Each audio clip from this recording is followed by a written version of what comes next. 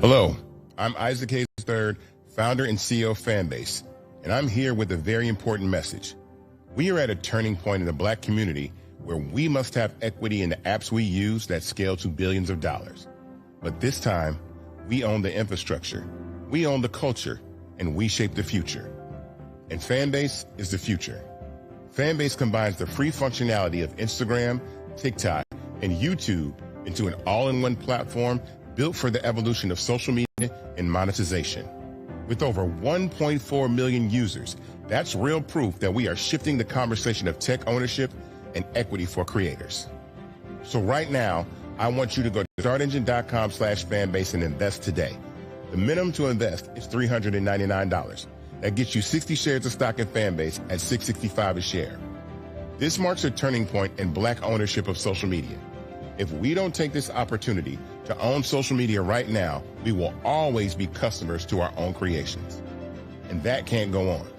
So once again, go to startengine.com/fanbase and invest today. We must own the platforms where our voices live, our stories matter, and where our culture drives the world. Thank you. Folks, Black Star Network is here. Oh, no punches! I'm real revolutionary right now. Support this man, Black Media. He makes sure that our stories are told. Thank you for being the voice of Black America, Roland. I love y'all. All momentum we have now, we have to keep this going. The video looks phenomenal. See, this difference between Black Star Network and Black-owned media and something like CNN. You can't be Black-owned media and be scared. It's time to be smart. Bring your eyeballs home. You dig?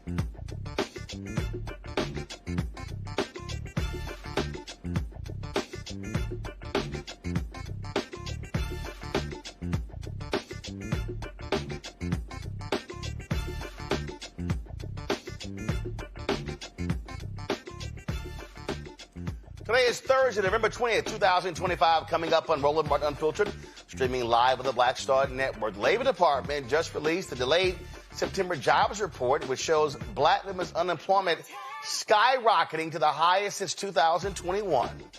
We'll talk about that with economist Morgan Harper. Also, ProPublica's investigation is exposing multiple women who died after being denied abortions, even with serious health risks. We'll talk to one of the reporters who worked on this story on black maternal health. In tonight's Crockett Chronicles, Congresswoman Jasmine Crockett calls out Donald Trump's administration's using federal power like an autocratic dictator would. No shock there. With the holidays coming fast, in our Black Star Marketplace segment is Christmas in Color, a brand bringing culture, joy, and representation to your holiday decor. Plus, the races. Nick Fuentes. Oh, the right's loving him.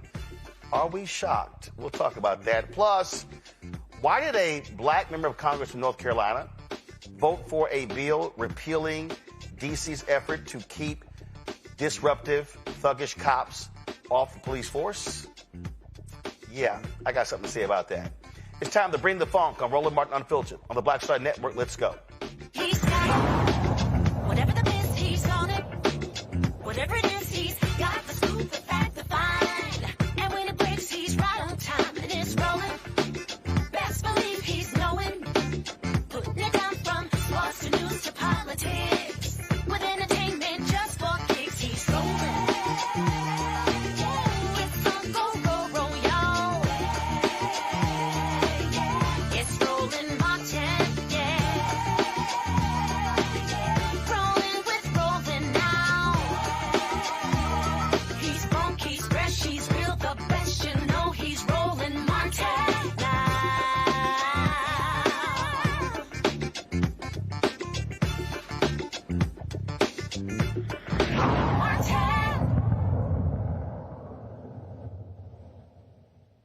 I remember a whole lot of quite loud and arrogant black folks and how amazing Donald Trump is going to be for the economy. Oh, they had lots to say until the actual facts come out. What do we see? This economy that he owns is in major trouble. That's right. The delayed September jobs report. Now, first of all, the White House is touting, oh my God, look at this, 119,000 jobs added. Look at this growth. Really? A significant increase from the 22,000 in August. But the overall unemployment rate went up to 4.4%. Black workers, the unemployment rate remains unchanged at 7.5%. Black men dropped several points to 6.6 for black women, increased to 7.5%, the highest since 2021. The delayed jobs report reveals a concerning trend, highlighting that black women are facing the most significant challenges in this economy. Morgan Harper is the Director of Policy and Advocacy at the American Economic Liberties Project. She's just right now. Morgan, the White House is doing all they can to spin. But even Fox News is like, yeah, this sucks. Yeah, the September number was higher than expected, like you said, Roland, but there were these downward adjustments that were made. And so actually overall, there's about 900,000 fewer jobs created throughout the year than was previously expected. So the average monthly is just a few tens of thousands of jobs, much lower than what we were seeing even a year ago. And I do think it's important, to go a little bit deeper here. I mean, we're seeing the uptick in black women unemployment. We've talked about that a little bit before. Not a surprise given some of the cuts that have been happening in the federal sector where a lot of us have been employed and had stable jobs. And then when we look at the industries where the job growth is being driven right now, it is in leisure, restaurants, bars, and healthcare. And so we have to also think about the quality of those jobs. If we were talking about restaurants and bars, then not necessarily getting a guaranteed salary, not coming with the benefits, and that can lead to other effects in things like consumer spending. Another thing that I thought was interesting was the number of people that have college degrees that are also looking. We're starting to see an uptick there, and people that have college degrees that are not able to find jobs, including some young people. When we look at some of the sectors that are having layoffs, including the technology sector, that's likely to impact some folks in that category. And then also, we're talking about the tech sector and some of the areas where we're seeing job loss. It is in transportation, warehouses, where those have also been driving a lot of the job growth more recently. But overall, you're exactly right that the promise of this administration from campaign to inauguration and on has been that they're bringing back the manufacturing sector. And this is another month where we've seen an ongoing loss in manufacturing jobs. Yeah, I mean, and again, that they claim all these amazing things are going to happen, and it's not happening. And I don't know if you saw last night's show. I got a kick out of whiny ass Lawrence B. Jones on Fox News going, it's only been 9 months. I don't know how you can put all this on Trump. Well, Fox News sure as hell put it all on Biden. Yeah. Yeah. And what's interesting is I don't know if you saw this press release that came out from the White House where they're touting all the accomplishments of the White House and how popular the accomplishments are. And it's, pointing to things like fewer foreign students at universities. And, we're starting to get beefing up border security. But then when you're asked to look at how people are feeling about the economy, that's the lowest result. And so it turns out, some of these immigration targets are not actually helping anyone's bottom line. And it'll be interesting to see, looking ahead to 26, how this all plays out. I don't know that the administration can count, or by extension, the Republican Party, a lot of folks that are going to be up. Is it going to matter some of these quote unquote cultural issues where they've been able to tout these so-called accomplishments when at the end of the day, these job numbers, the overall economic picture, and just how people are experiencing the economy right now is not very positive. And they're saying it when they're asked, and the polling is reflecting that. Well, that's one of the reasons why they have all of this spin. So they're trying everything to not talk about it. Even this, hang, shoot, execute Democrats.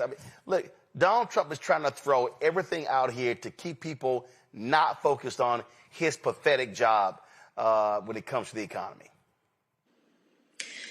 Yeah, and I'm going to point to another thing for us to continue to monitor here is the healthcare sector. This is where a lot of jobs have been created, but that's another area of a lot of sensitivity, vulnerability. So jobs are being created, but there's a lot of vertical integration in the industry, hospitals that are dependent on a lot of federal funds coming in that isn't necessarily guaranteed in this environment. And so that might not continue to drive that growth.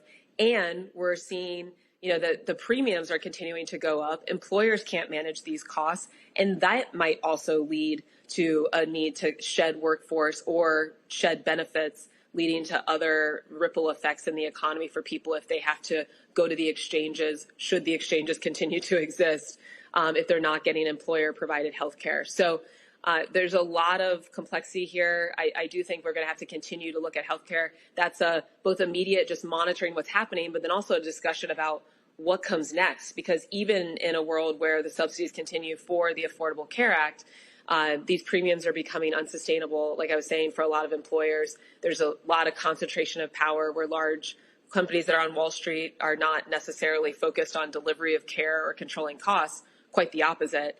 And we've got to think through how to change those incentives to make sure that, yes, we continue to have a sector that's employing people, but also employing people to deliver medicine and care, not just reward shareholders. Well, it's going to be quite interesting to see how this plays out, and the economy is not getting better. There was I saw there was a front page. Do y'all have that front page of the Des Moines newspaper? I thought this was it was really interesting, Morgan, seeing this. I was this morning. I was looking at different stories or whatever, and I'm telling you, all these crying farmers, and they're sitting here. All upset. And again, they voted for this dude. This is the front page right here. The Des Moines Register, growing bankruptcies. More farmers seek help counseling as crops prices fall, expenses add up. Well, guess what? Y'all voted for this dude. Yeah, I am very, very curious how 26 is going to play out. And yeah, I mean, I'm going to point to the this White House release. I mean, even the accomplishments that they're trying to convince people, when you have to put out a release to convince people that the economy is strong, that already suggests something is a bit awry. But, they're pointing things like, you're going to get the best tax refund ever in a year. Wait for it, right? I think what we're hearing from a lot of these farmers is that they're in a day-to-day situation. They don't have a year. And so if people are really feeling these impacts so immediately, I would think that it's going to shift, the electoral outcomes here, but only time will tell, I guess. Well, not only that, so I saw this video here. So now he's unleashing these raids on North Carolina. And this farmer in North Carolina said, this ain't going to turn out well. Check this out, Morgan.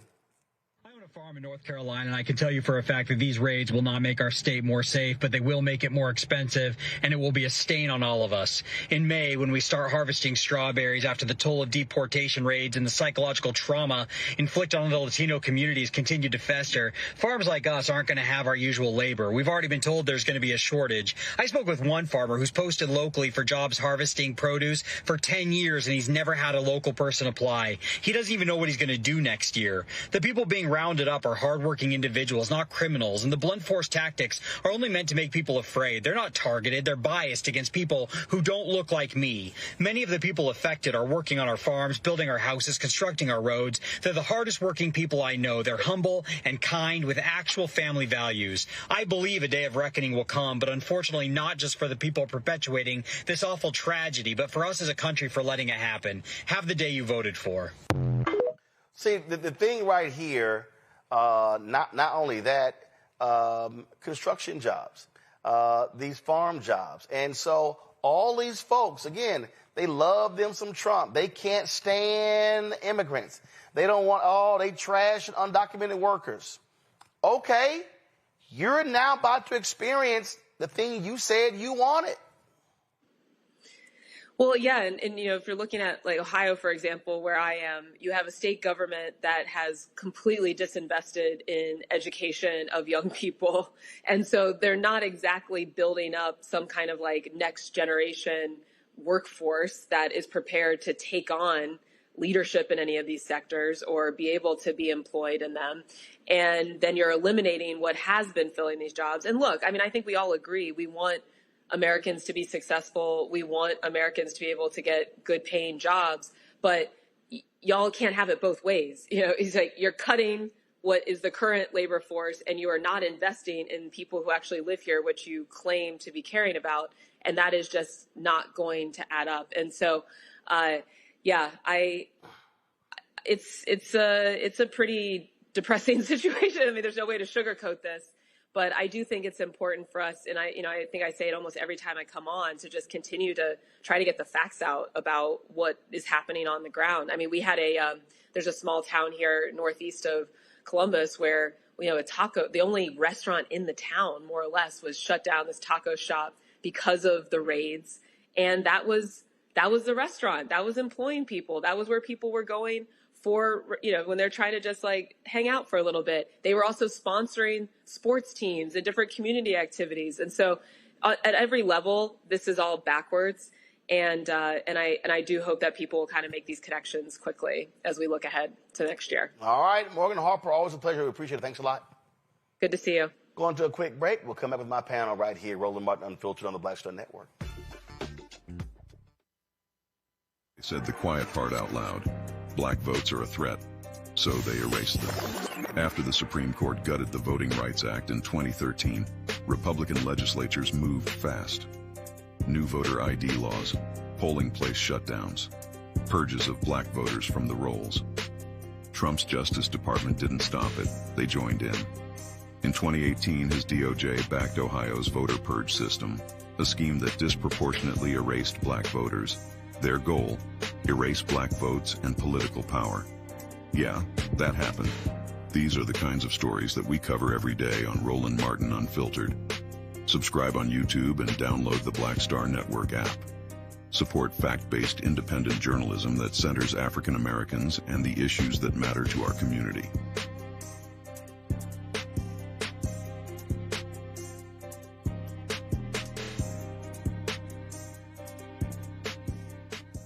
Carl Payne pretending to be Roland Martin. Holla!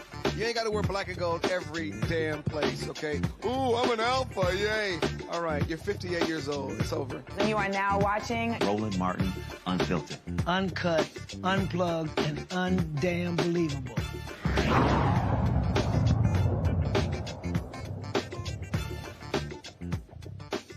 All right, folks, our panel, Reese Colbert, host of the Reese Colbert Show and creator of Am I Trippin' Game out of D.C. Of course, she's on Sirius XM Radio. We have Dr. Greg. We're joined a little bit later by Dr. Greg Carr, Department of Afro-American Studies at Howard University. Joy Chaney, founder of Joy Strategies out of D.C. All right, let's get right into it. I have been cracking up laughing. I really have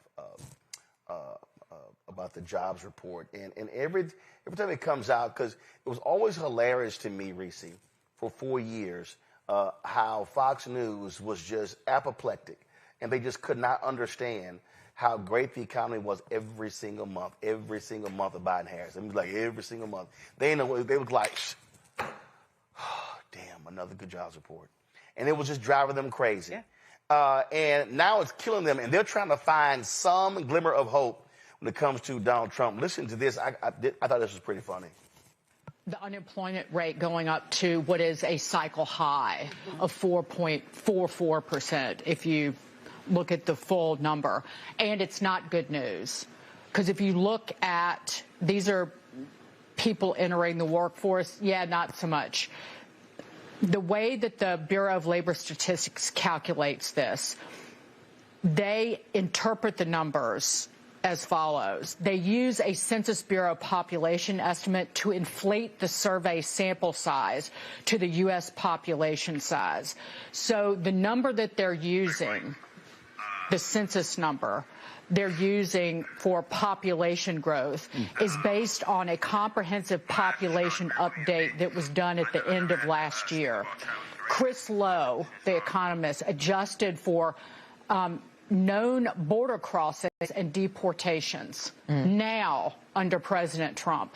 The actual numbers likely show that half that number that was used in this calculation is reflected half that much labor force growth.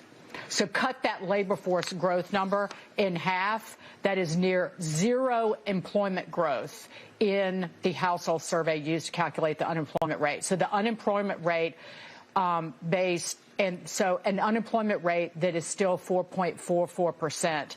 That is the ratio in the sample.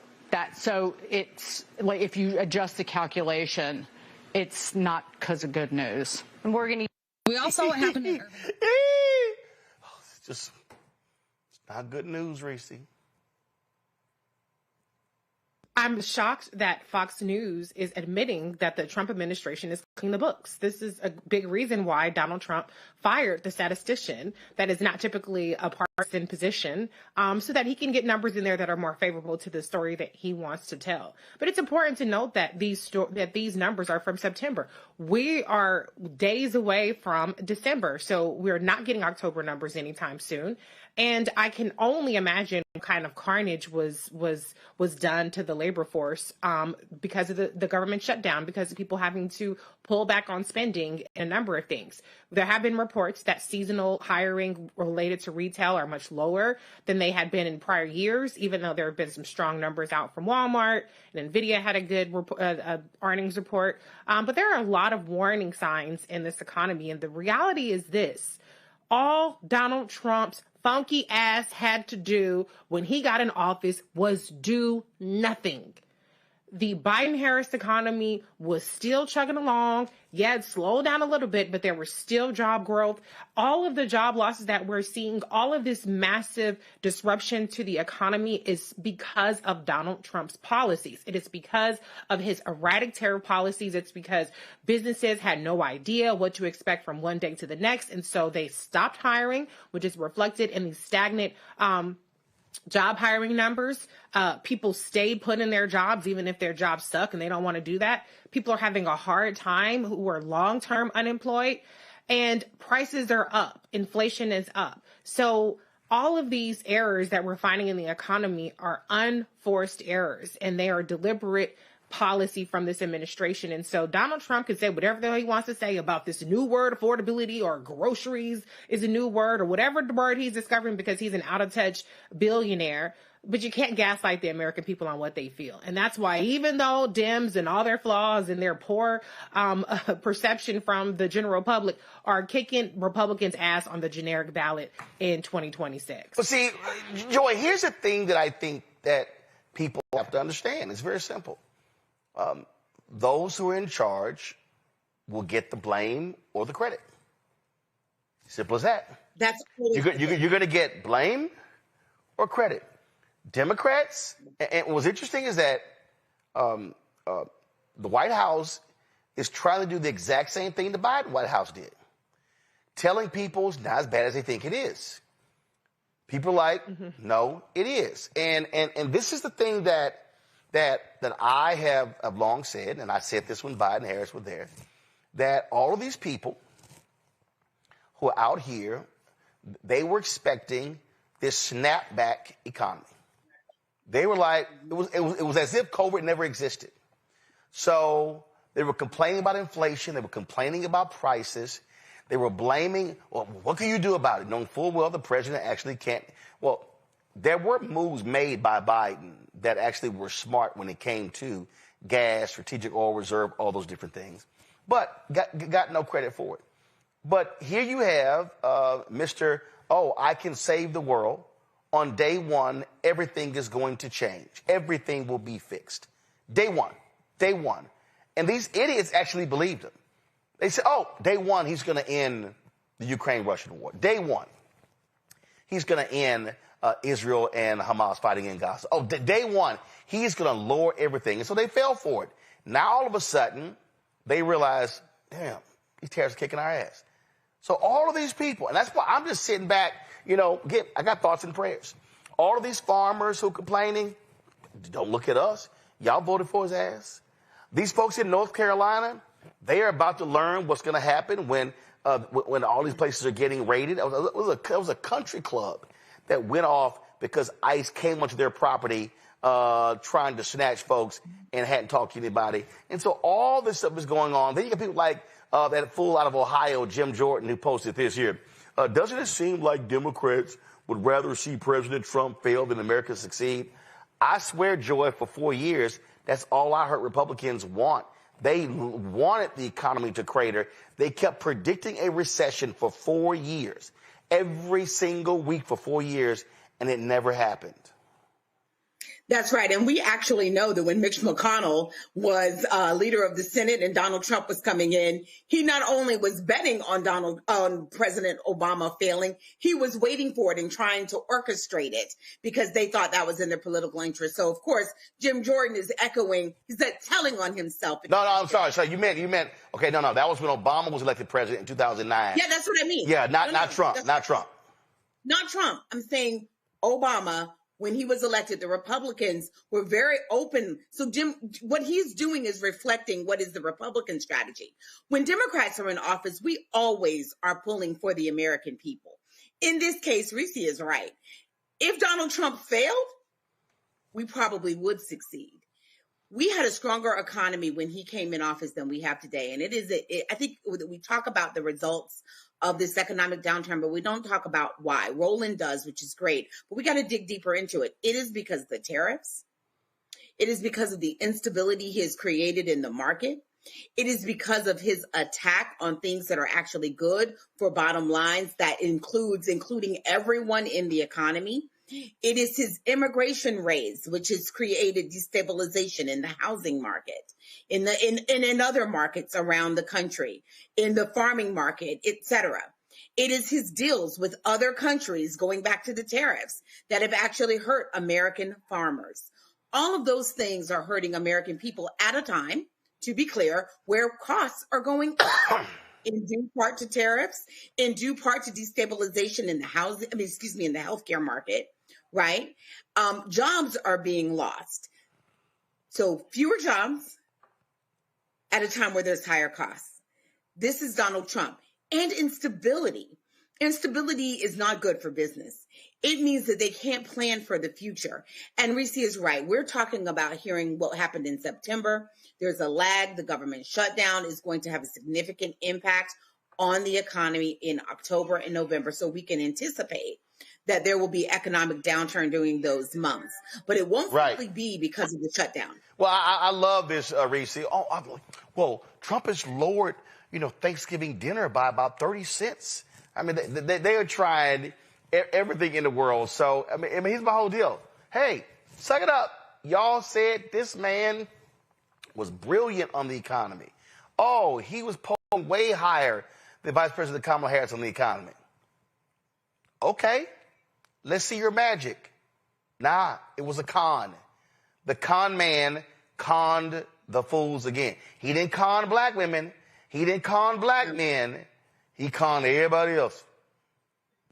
Right. Well, I remember one of the examples that they used to try to say that, Thanksgiving dinner is cheaper was a Walmart basket, where the Walmart basket had fewer items this year than it did in the last year's basket. And so if you try to manipulate, which is what this administration always does, they try to manipulate the data, they just make numbers up, then maybe you could kind of figure out a way to make Thanksgiving cheaper. But the reality is that prices are up. It is high as shit to get groceries, okay? So maybe it's going to be cheaper because you're going to have less sides, or we're going to have a little bit less turkey or less ham, whatever situation may be.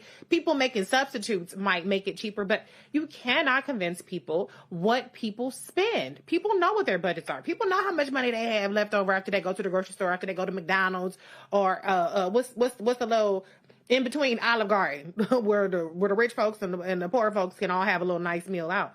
So it's not going to work trying to tell people that things don't cost as much when people know damn well what it costs. And so, I think it's desperate, and it just shows that they're unserious about really tackling the issues that we need them to tackle. And it doesn't help, Reese, when your dumbass tariffs and with no strategy, no plan, nothing. It's just completely haphazard.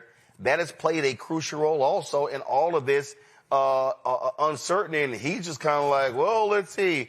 Whoever gives me a gold-plated, so whatever, I'll lower your tariffs. I mean, it's been a joke. And the Republicans are just sitting here going, okay, go right ahead, Donald. Go ahead. Do whatever you want. Yeah, can I just real quick say on that, go ahead.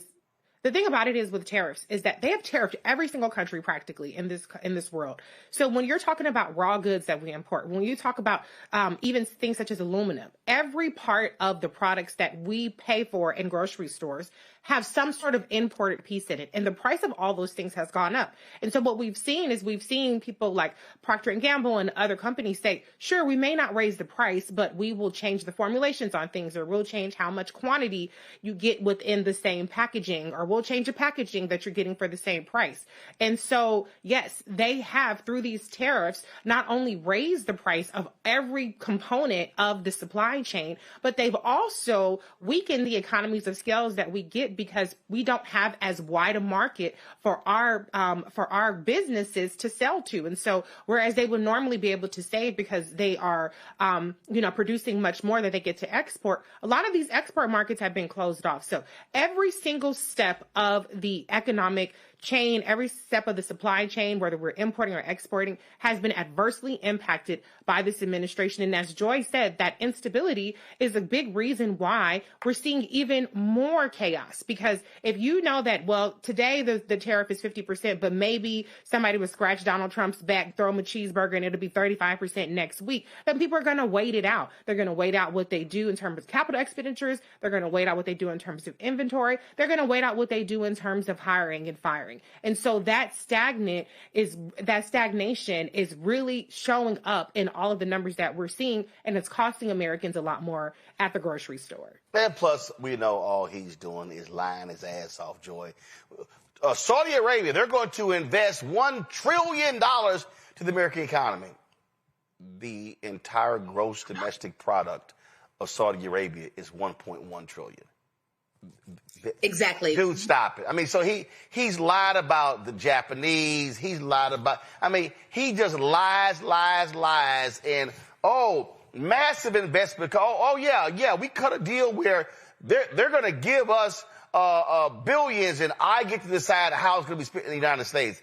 And then the country's like, no, we didn't. They ain't what we talked about. I keep telling everybody, he lies about lies. He lies about lies, and then when he can't lie anymore, he just cuts off the data. He says, no more. We're not even going to report anymore. I have Republicans who are also saying, I don't know that we're ever going to get data. And look, everyone out here has common sense. If that data was good, he wouldn't be making it up. He would be out there flying it high. He is not, because it's bad data. And he understands that, and the best thing to do is to not report it in his case. And with respect to any investments that are coming from other countries, we can be assured that they are investments that will go to the top percenters in the American economy, that the American people will never see it. To be clear, what economists are saying right now is we have all the indications that we've had the greatest job loss since the Great Depression, that's what could be on the other side in the new year and in coming years under Donald Trump for us. That's what they are saying when you're looking at historical data and patterns. That is a real concern. And Donald Trump doesn't seem to be making any changes to make that different. So he might float things out there like, I'm going to give you a check or I'm going to give you that. But my goodness, a one-time check? What does that mean for your long-term generational wealth? Nothing. Well, first of all, he can't. Everyone understands that, and that's never going to happen because it's illegal. He also, so those things. He also can't give you a check because that has to be passed by Congress. He just can't on his own say, I'm going to send out $2,000 checks. No, that has to be passed by the House and the Senate. So, but again, the idiots fall for it and they go, oh my God, Donald is great. He's going to send us $2,000. No, it's not. No, it's not because y'all fall for the okie doke. And I'm telling you, all I'm doing as every day progresses. What did I say back in January? I said people have to FAFO, and so they have to learn the hard way. What did I say? They're going to have to experience maximum pain to then realize, oh my God, what was I thinking? And so that's why I'm sorry. I have no feelings if you're Muslim in Dearborn, Michigan, and you're pissed off that the racist right wing is protesting Muslims in Dearborn, Michigan, and y'all think that voting for Trump gave you cover. I don't. I don't have any feelings for farmers in Nebraska and Iowa and Wisconsin and Pennsylvania and North Carolina and Georgia and Michigan that voted for Trump. I don't. If y'all are going bankrupt, I'm sorry. I don't have anything for you because y'all voted for him. If you're Latino and you're Cuban and you're Venezuelan and I'm sorry, y'all about to get deported and he's sitting here removing your legal status, sorry. Bottom line is your fellow countrymen and women who were voters, they voted for this. So the people who are experiencing massive amounts of pain, I feel nothing for them. I don't, because this is what they voted for. And every time they say, oh, no, I voted for this, not this. No, when you vote, it's not a buffet. You're not a Golden Corral. You don't get to pick and choose what I voted for. Nope. You vote for all of it, whether it's good or bad. So I'm like, sorry, suck it up. And I got to go to a quick break. And we come back. Right. We got to deal with this here. Republicans repealing a D.C. law, including keeping thuggish cops off the force. And a CBC member voted for it. I'm talking about it next. You're watching Roland Martin Unfiltered on the Black Star Network. Support the work that we do. Join our Breen and Funk fan club. You want to give via Cash App, use the Stripe QR code. You see it right here, bottom left-hand corner. That's for also credit cards. PayPal, R. Martin Unfiltered. Venmo, RM Unfiltered. Zelle, Roland at RolandSMartin.com. Roland at RolandMartinUnfiltered.com. Check the money order. Make it payable to Roland Martin Unfiltered. P.O. Box 57196, Washington, D.C. 2003 7-0196. Back in a moment. If in this country right now you have people get up in the morning and the only thing they can think about is how many people they can hurt, and they got the power, that's the time for mourning. For better or worse, what makes America special, it's that legal system that's supposed to protect minorities from the tyranny of the majority. We are at a point of a moral emergency. We must raise a voice of outrage. We must raise a voice of compassion. And we must raise a voice of unity. We are not in a crisis of party versus party. We are in a crisis of civilization, a human rights crisis, and a crisis of democracy itself. And guess what? You've been chosen to make sure that those that would destroy, those that would hate, don't have the final say, and they don't ultimately win. Hello, I'm Paula J. Parker. Truly proud on the Proud Family, louder and prouder on Disney+. And you're watching Roland Martin Unfiltered.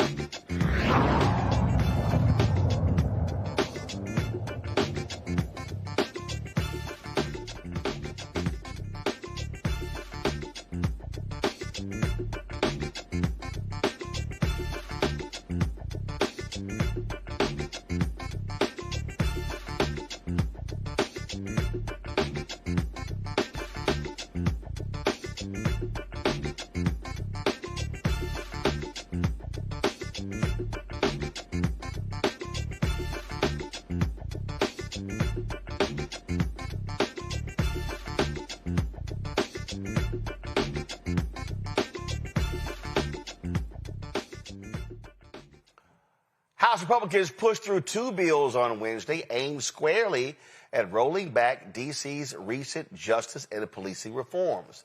The first, called the District of Columbia Cash Bail Reform Act, sponsored by Representative Elise Stefanik, would scrap D.C.'s no-cash bail system. Instead, it brings back cash bail, meaning your freedom depends on whether you can afford to pay it. It also aligns with Donald Trump's August executive order to end cashless bail nationwide.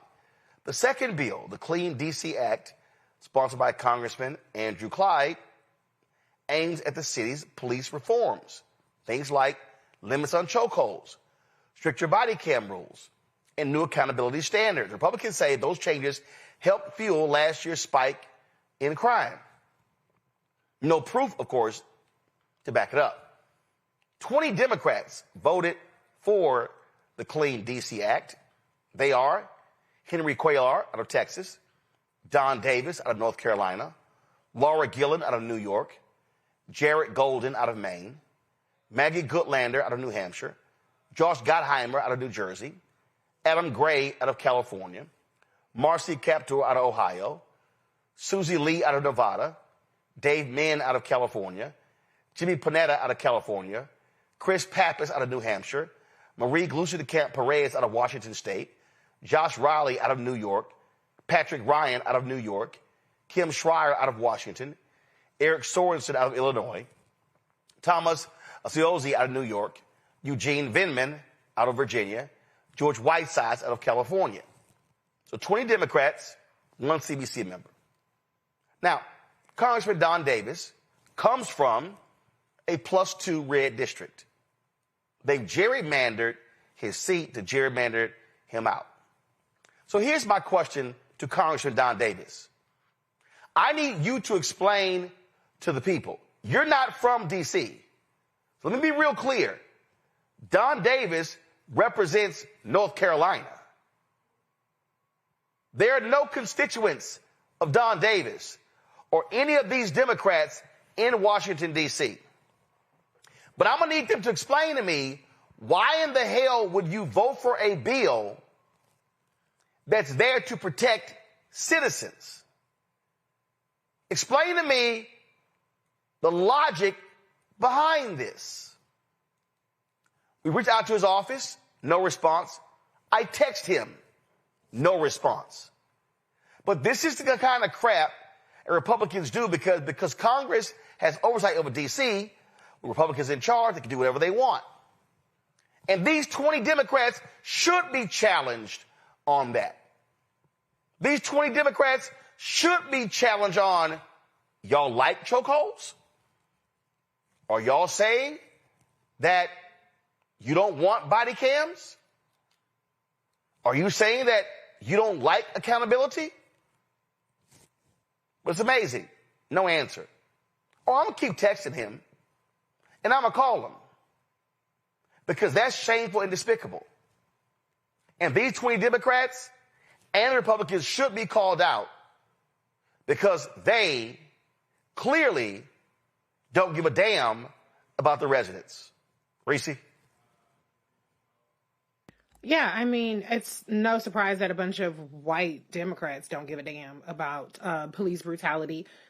Much of these things are the same topic of that racial reckoning that we had in 2020 around George Floyd and Ahmaud Arbery and Breonna Taylor. So this is a slap in the face.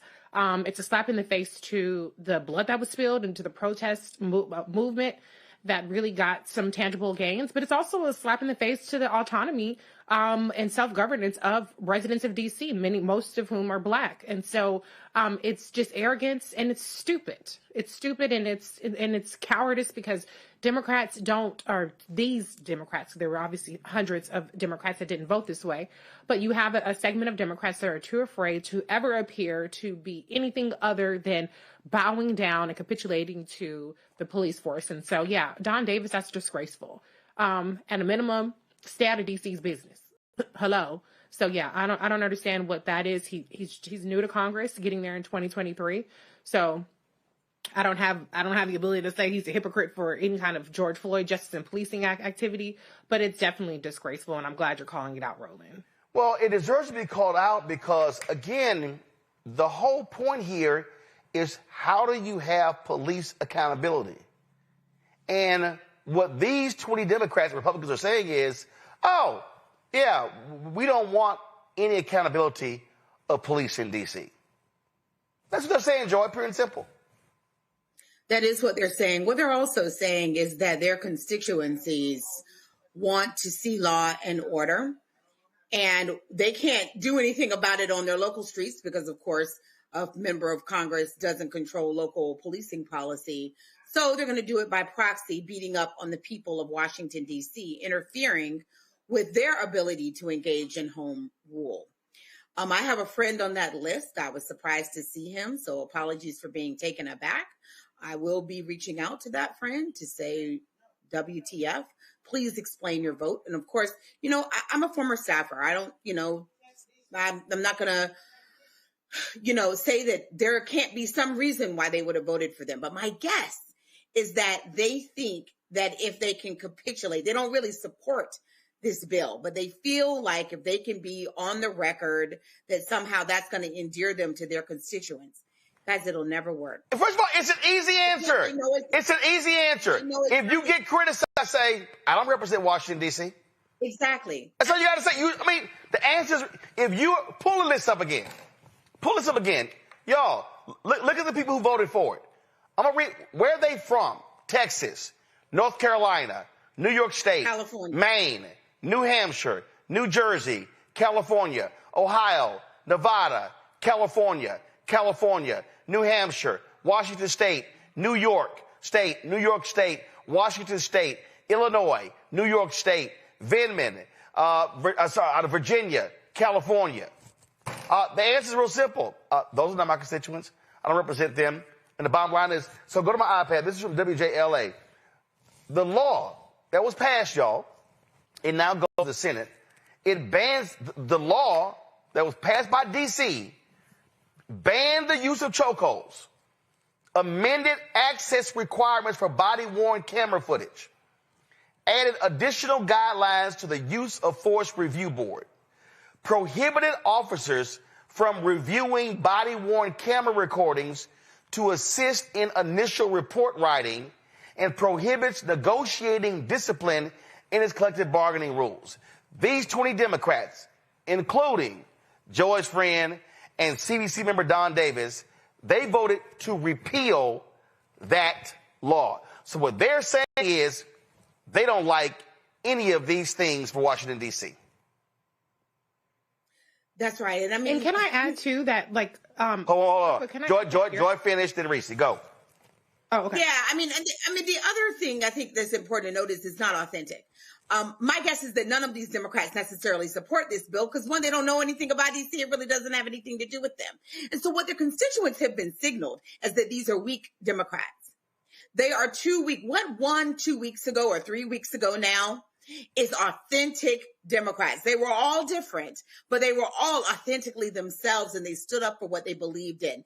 This is old Democratic politics where we do things that are contrived and that people know we don't believe in because we think it's going to benefit us with people who don't even like us. In the case of Don Davis, they're getting rid of him. Yeah. So why would he support them? How would that even benefit him? It is stupid. The chairman of the D.C. Police Union, Reese, said, H.R. 55107 is the clean break we need to restore common sense policing and reduce crime in the district. Passing H.R. 5107 isn't about politics.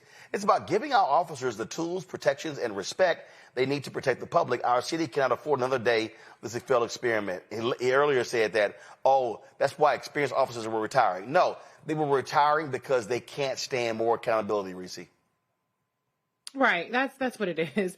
But let me add that Jared Golden, who's one of the representatives who voted for this, he's retiring from elected office. And so I believe that some of this is about the fact that these white Democrats, let's be honest, believe in the idea that cops should have much more authority to abuse Black people.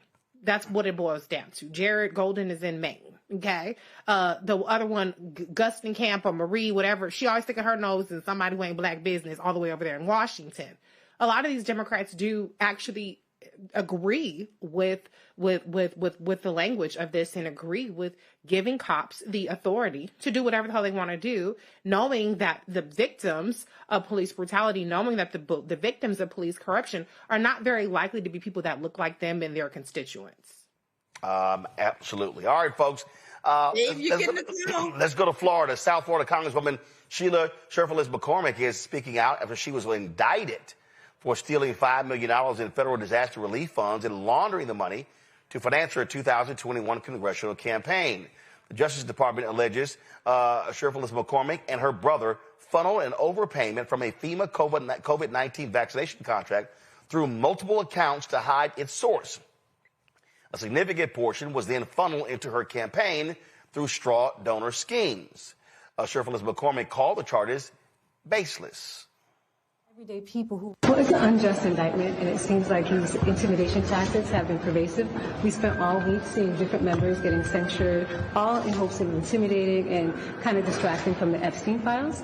And I look forward to my day in court so I can prove myself and actually state the truth. But if this is what Congress is becoming, where they're always trying to intimidate you, scare tactics, especially attacking minorities, Black and brown people, then we're going to have to keep fighting for the district. And everybody has been giving me so much support, and we're going to keep fighting until the district gets what it needs, which is fair prices, housing, and fair representation in Congress. So thank you so much. What's your response to the calls of some of your colleagues to step down or resign? They didn't elect me. It was my district. And so we'll keep fighting for the people and keep working like we're doing now until they get what they need. So we're here for the people. So the only people who elected me should make that decision. Thank you so much. Republican Representative Greg Stoops said he plans to file a motion to censure her. Democratic leader Hakeem Jeffries released this statement saying Sheila Sherfullis McCormick has proudly represented the people of Palm Beach and Broward County since 2022. Consistent with the United States Constitution, she's entitled to her day in court and the presumption of innocence. Pursuant to the rules of the House Democratic Caucus, Congresswoman Sherfullis McCormick will take leave from her position as ranking member on the Foreign Affairs Committee's subcommittee on the Middle East and North Africa while this matter is ongoing. Reese, thoughts? This don't look good. But you know, the presumption of innocent until proven guilty, child. I'm not going to defend any of this. I will say that I don't trust the Trump DOJ. I will say that they have clearly targeted and weaponized the DOJ in terms of their prosecution. But this is very specific and, financial crimes, So hopefully homegirl is innocent. They would just put it like that. Because this, nobody is getting a free pass and nobody's getting a blind eye under Donald Trump. So cross your T's and dot your I's, okay? This actually, Joy, has been under investigation for some time. And in fact, if you actually look at, this is the statement, the press release. It mentions her brother, Edwin Sherfless, 51. It also said the indictment further alleges that Sherfless McCormick and Nadege LeBlanc, 46 of Miramar, arranged additional contributions using straw donors. The indictment also charges Sherfless McCormick and her 2021 tax preparer, David Spencer, with conspiring to file a false federal tax return. So there are multiple individuals who are being targeted. If convicted, Sherfless McCormick faces up to 53 years in prison. Edwin Sherfless faces up to 35 years in prison. LeBlanc, 10 years. Spencer, up to 33 years. Joy? Yeah, I mean, look, we're going to find out what happens here. I don't jump to conclusions. You're innocent until proven guilty. That's the case always, even with Donald Trump. He has been proven guilty. That's the crimes. Those are the crimes that I'm most interested in, the crimes that he is committing and that he's been accused of and the members of his administration have been accused of, because they're the ones that really hurt the most Americans. But yeah, absolutely. If someone has engaged in a crime where they are siphoning off federal funds, engaging in something that ultimately hurts their local community and abuses taxpayer dollars, absolutely. I want them fully prosecuted. And I want them to also have the ability to fully adjudicate and defend themselves in court. That's what's going to happen. Hakeem Jeffries is saying it right. Let's follow the House rules and let's go forward. I wish for her that she gets real serious. She seems to be serious. Don't make it about politics. Make it about defending yourself and do what you need to do in order to continue to represent your constituents during this time. I don't believe that anyone should necessarily resign. I think that you ought to continue to fight as you defend charges, and we ought to give her the room to do that. This is the NPR story. It says in December 2024, a Florida state agency sued a company owned by Sherfless McCormick's family, saying it overcharged the state by nearly $5.8 million for work done during the pandemic and wouldn't give the money back. The Florida Division of Emergency Management said it made a series of overpayments to Trinity Healthcare Services after hiring it in 2021 to register people for COVID-19 vaccinations. The agency says it discovered the problem after a single $5 million overpayment drew attention. Sherfless McCormick was the CEO of Trinity at the time. The Office of Congressional Ethics said in a January report that Sherfless McCormick's income in 2021 was more than $6 million higher than in 2020, driven by nearly $5.75 million in consulting and profit-sharing fees received from Trinity Healthcare Services. In July, the House Ethics Committee unanimously voted to reauthorize an investigative subcommittee to examine allegations involving Sherfless McCormick. So we will tell you what happens next with this story. All right, y'all, we come back. ProPublica has a great story talking about women who have lost their lives because of these strict abortion laws, and also how black women are being adversely impacted as well. We'll talk about that. Talk about Nick Fuentes. It's a lot of stuff I want to get to and deal with. And so y'all know we are absolutely always ready to bring the funk right here on Roland Martin Unfiltered on the Black Star Network. Don't forget, support the work that we do. Also, we're going to hear from Ryan Coogler today. Chadwick Boseman got a star on the Hollywood Walk of Fame. Folks, if you want to support the work that we do, join our Bring the Funk fan club. If you want to give via Cash App, use the Stripe QR code. You see it right here, bottom left-hand corner. That can also be used for credit cards. PayPal is R Martin Unfiltered. Venmo is RM Unfiltered. Zelle, Roland at RolandSMartin.com. Roland at RolandMartinUnfiltered.com. Checks and money order. Make it payable to Roland Martin Unfiltered. P.O. Box 57196, Washington, D.C. 20037-0196. Back in a moment. Next on the Black Table with me, Greg Carr. Our legal roundtable is back in session as we look at yet another potential landmark case being considered by the United States Supreme Court. This one is called 303 Creative versus Alennis, and may be the most important and far-reaching First Amendment, that is freedom of speech, case of our time. It could, depending on how the court rules, open the door for a return of Jim Crow segregation laws. It's true. If you say we can discriminate against one, you're saying we can discriminate against all. That's on the next Black Table. Don't miss it. Right here on the Black Star Network. Hi, I am Tommy Davidson. I play Oscar on Proud Family, Louder and Prouder. I don't play Sammy, but I could. Or I don't play Obama, but I could. I don't do Stallone, but I could do all that. And I am here with Roland Martin on Unfiltered.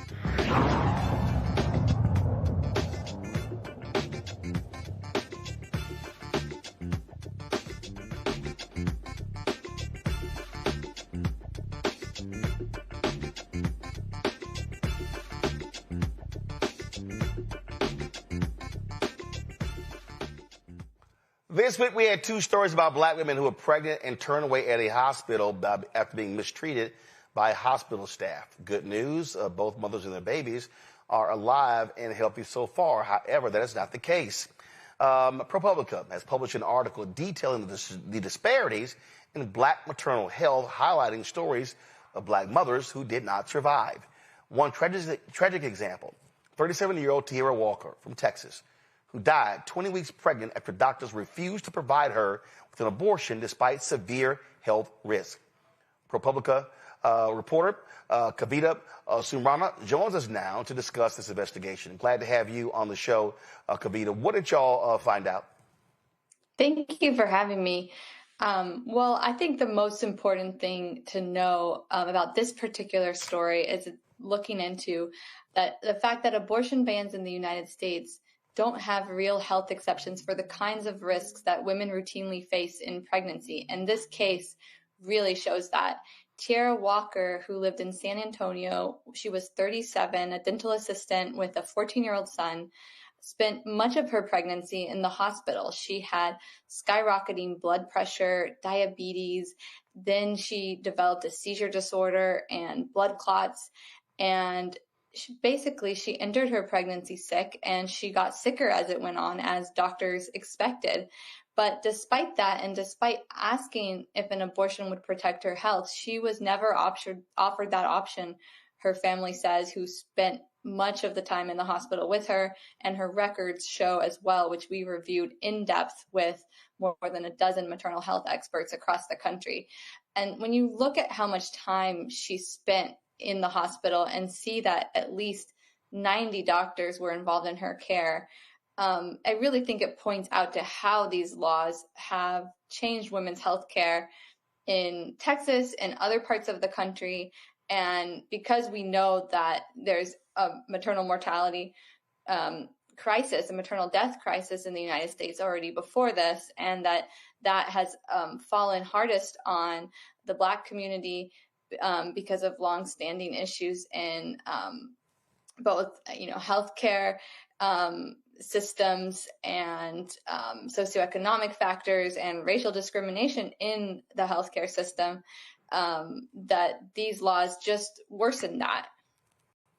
And this was exactly what many of us said was going to happen. And part of the problem is that you have doctors who are so concerned because they don't know what the hell to do, threats to take their license. And so many folks say, you know what, we're not going to do anything. Yes, in this case, we tried to reach out to some of the doctors involved in key parts of her care. We reached out to the hospital and none of them would talk to us, but we have been doing this reporting for years now. We've talked to more than 100 OBGYNs across the country. We've written about specific cases where the doctors did describe how they were confused by the law, that a patient in front of them had a very serious life-threatening condition, but their legal teams weren't allowing them or supporting them to provide care. Sometimes what happens too is you have to remember it's not just one doctor making a decision on a case.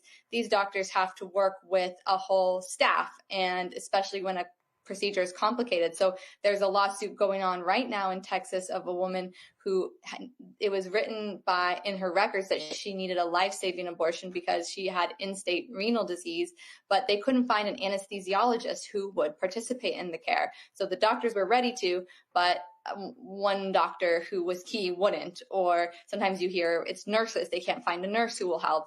So, these laws, even when there's misinformation about them, really get in the way of care and even talking about counts, because that's what stands out in this case with Tiara is that no one was even talking to her about it. She was trying, her family who was with her says she was trying to ask and advocate for herself and ask, would it be safer for me to end this pregnancy so I can be here for my son? And they feel that she was dismissed and told over and over, your pregnancy is healthy and we're just going to work on getting your health under control. But her health never got under control. And at 20 weeks, she died of preeclampsia. Yeah, and again, this woman's dead. And let's be real clear. Texas Republican lawmakers, they don't give a damn. We always try to reach out to the lawmakers who've written these laws. And actually the legislature had made a small change to the exception in their law this past year. So we reached out to them to ask, that exception or the language was not in effect when Tiara Walker's case happened last year. Do they think it would change the outcome for a patient with similar conditions going into pregnancy, again, with uncontrolled blood pressure, diabetes, and a seizure disorder?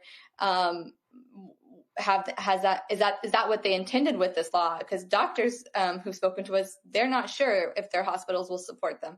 And you would think it would be an easy answer to respond to, but we only heard back from one Democratic state senator who just told us that she had pushed for a clear health exception, but her Republican colleagues, they listen to the far right of their base that really doesn't want to see any exceptions in these laws. I think that's something important to point out, that at every step, not just in Texas, but in other states that have these laws on the books, the anti-abortion activists who have basically written them and supported them, they really fight back against any effort to create a health risk exception. There are exceptions called for the life of the mother, but they're written in ways that are supposed to be for emergencies or extremely narrow. And when anyone tries to say, why isn't there one for just a high-risk pregnancy? That's what so many women in America face. They go into pregnancy with underlying chronic conditions, or they may develop them in pregnancy. They've fought back and they've won. Questions from the panel. Joy, you first. Well, first of all, thank you so much for doing this story. What is the family planning to do in terms of a lawsuit, right? Are they going to sue? Because the counterbalance here has to be malpractice suits that are levied against these doctors and the healthcare professionals in the hospital to make them give pause to say, look, not only are there these laws, but our hospital might shut down because of the lawsuits and the legal fees that we might have to pay because of these decisions, so that they will put pressure on their elected officials to create exceptions that protect them and their patients. That's what we'll be watching. The family wants justice. They want accountability. And they've engaged a lawyer who is looking into filing a lawsuit and what kind of legal remedies there can be. Because one thing people don't think about is that there's often, in Texas, I don't know all the specifics, but the lawyer that they're working with did tell me that there's extremely strong protections for emergency room doctors. It's a very high bar. So sometimes even when something, a wrongdoing has clearly happened, it can be very hard to sue. But they're going to try, and they're also, there's other remedies. I think if the state legislature cared, they could, a legislator could file a complaint with the Texas Medical Board to have them look into this case and get more clarity. So that's something we'll be watching. I do know that there's a number of malpractice cases that are starting to be filed in Texas, and it will raise the question of, have these hospitals been too afraid of their felony charge that is a theoretical charge from the state, and not worried enough about their patients and the malpractice that they could become liable for. That's right.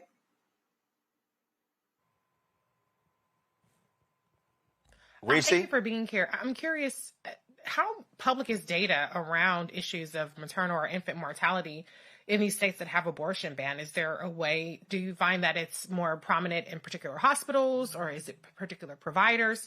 You mentioned that one of the subjects had 90 doctors see her over the course of her hospitalization. So I'm just curious if mothers could potentially protect themselves by accessing data that shows where this problem is more pronounced, or if you found that it's more so statewide as opposed to concentrated in particular areas.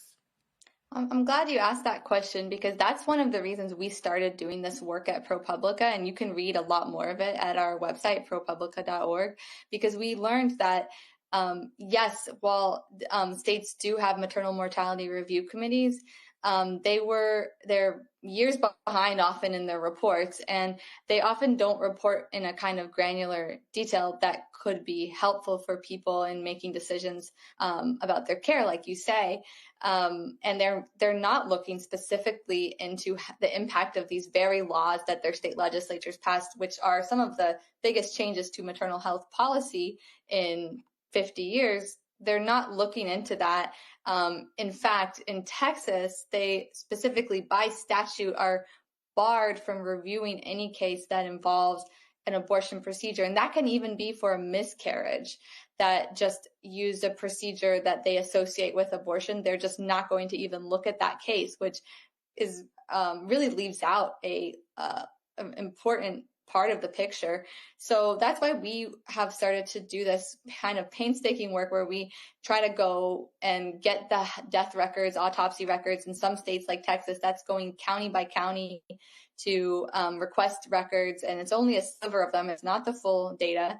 And then we reach out to families and we try to ask if we can look at the case more closely, get hospital records with their help, and then review them with experts. And so even some families just don't want to look into that. So we only are seeing a small slice of these cases. But I think one of the cases that currently has a malpractice case that I referenced earlier, where an anesthesiologist wouldn't participate in her care, this woman ended up getting an advocacy organization called If, When, How to call the hospital on her behalf and threaten legal action. And that's how she ultimately got this life-saving abortion, according to the complaint in her lawsuit. So, yes, we do have a guide on our website at ProPublica.org that's about some of the questions that patients who live in these states can ask their medical providers and what they can try to do to know if a hospital provides, or a provider would provide a DNC, for example, or a D&E, and what their policies are.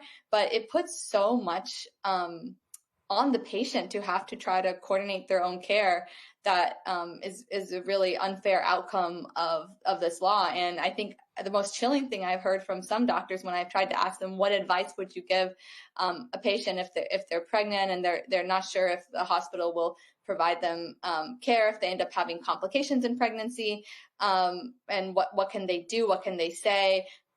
They've told me it's very, bluntly, that they would tell them to go to a different state, which is just not an answer for a lot of people. Tiara Walker was in the hospital for most of her pregnancy. So the idea of even, beyond financially, but just her medical condition to go and continue her pregnancy in another state or end her pregnancy in another state was really out of reach.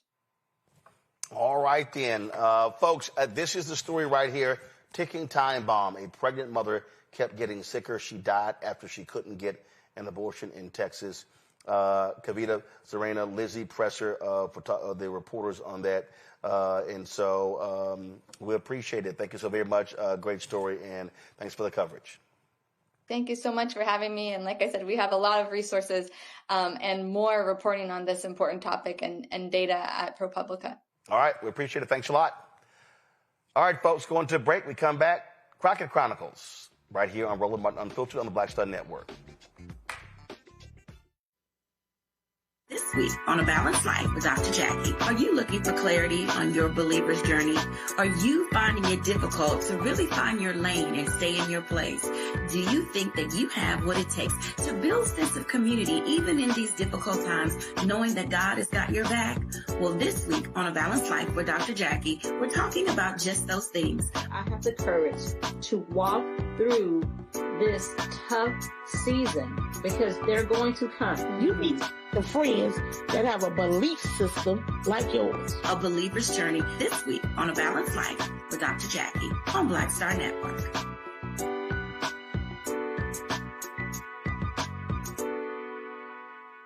This week on The Other Side of Change. Book bans, anti-intellectualism, and Trump's continued war on wisdom. This is a coordinated backlash to progress. At the end of the day, conservatives realized that they couldn't win a debate on facts. They started using our language against us, right? Remember when we were all woke and the woke movement and all that kind of stuff?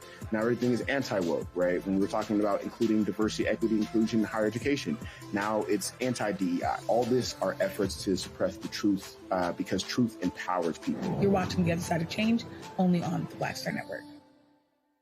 Next on the Black Table with me, Greg Carr. Our legal roundtable is back in session as we look at yet another potential landmark case being considered by the United States Supreme Court. This one is called 303 Creative versus Alennis and may be the most important and far-reaching First Amendment, that is freedom of speech, case of our time. It could, depending on how the court rules, open the door for a return of Jim Crow segregation laws. It's true. If you say we can discriminate against one, you're saying we can discriminate against all. That's on the next Black Table. Don't miss it. Right here on the Black Star Network. Hatred on the streets, a horrific scene, a white nationalist rally that descended into deadly violence. White people are losing their damn minds. As an angry pro-Trump mob storms the U.S. Capitol, we've seen We're about to see the rise of what I call white minority resistance. We have seen white folks in this country who simply cannot tolerate black folks voting. I think what we're seeing is the inevitable result of violent denial. This is part of American history. Every time that people of color have made progress, whether real or symbolic, there has been what Carol Anderson at Emory University calls white rage as a backlash. This is the rise of the Proud Boys and the Boogaloo Boys. America, there's going to be more of this. Here's all the Proud Boys, guys. This country is getting increasingly racist in its behaviors and its attitudes because of the fear of white people. The fear that they're taking our jobs, they're taking our resources, they're taking our women. This is white fear.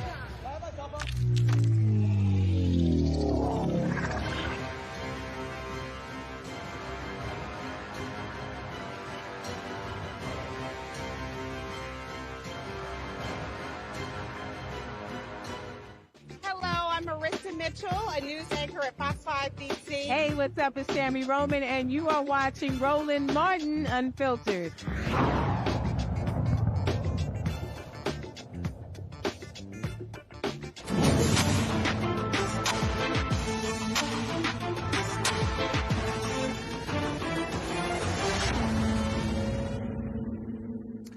Congresswoman Jasmine Crockett during the House Judiciary Committee went off on the twice impeached, criminally convicted felon-in-chief, Donald Trump. Watch. Since January, Donald Trump has used the full power of the federal government to attack Americans in cities across the country. In Donald Trump's America, you are at increased risk of experiencing militaristic operations in your home, increased risk of being subject to detainment by mass thugs and wannabe vigilantes, increased risk of suffering injuries due to reckless and illegal acts by rogue federal agents, increased risk of being deported to foreign nations even if you are an American citizen, and you're at an increased risk of being targeted by federal government for criticizing the president and his friends. Congressional Republicans have completely abandoned their Article I powers and have exchanged their responsibility to their constituents with fealty to the president. They have allowed the president to morph federal agencies into instruments of autocracy. And as a result, the president has been able to ignore federal law, disregard court orders, and implement the largest pay-for-play scheme in American history. The White House, well, what's left of it anyway, is literally up for sale. The federal courts have characterized this presidency as, quote, lawless. In fact, when ruling against illegal acts committed by the administration, a Republican-appointed federal judge stated, quote, the court cannot imagine how the public interest might be served by permitting federal officials to flaunt the very laws they have sworn to enforce. In a separate case where the administration was sued for unlawful acts, the judge, also a Republican appointee, stated, quote, allowing constitutional rights to be dependent upon the grace of the executive branch would be a dereliction of duty by this third and independent branch of government and would be against the public interest. But in another case, the court summed it up perfectly by declaring, quote, as is becoming far too common, we are confronted again with the efforts of the executive branch to set aside the rule of law in pursuit of its own goals. Judiciary Committee Republicans have been completely complicit in this corruption. But since they're so interested in restoring law and order, I have a couple of suggestions on where they can start. Number one, this is the President of the United States standing beside his best friend, Jeffrey Epstein. As we all know, Mr. Epstein is one of the most notorious sexual predators in American history. For 8 weeks, the Republicans on this committee have chosen to protect these two men instead of providing justice to Mr. Epstein's victims. Now the administration is panicking. First, they campaigned on releasing the Epstein files. Then AG Bondi and Associates did a photo op with the files. And she said, and I quote, the Epstein list is on my desk. Then somehow the Epstein list didn't exist. Then the Epstein files became a Democratic hoax. Now the president is supposedly supportive of releasing the files, even though he's currently ignoring a congressional subpoena to do so. Now the president is simply crashing out. And it's because he can't seem to explain his special decades-long relationship with one of the most prominent sexual predators in American history. It's already public that he's in the Epstein files, but his administration is hiding the context of his involvement, if any, with Mr. Epstein's horrific crimes. Now, this is Miss Ghislaine Maxwell.